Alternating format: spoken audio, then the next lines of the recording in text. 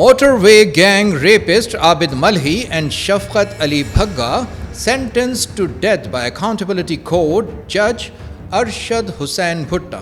On 9th of September 2020, Abid Malhi and Shafqat Ali raped a woman at gunpoint in Gujarpura area while she was waiting for help on the Lahore-Sialkot motorway after her car ran out of fuel.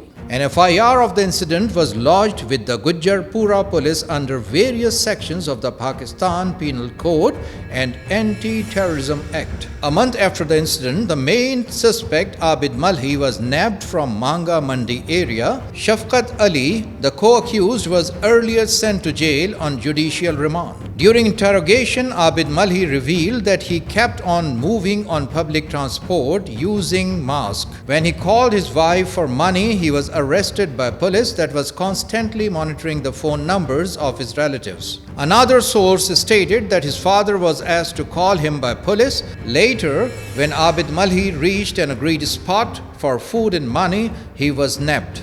During interrogation, Abid Malhi informed that he and his accomplice Shafqat had earlier too looted trolley drivers on the very motorway.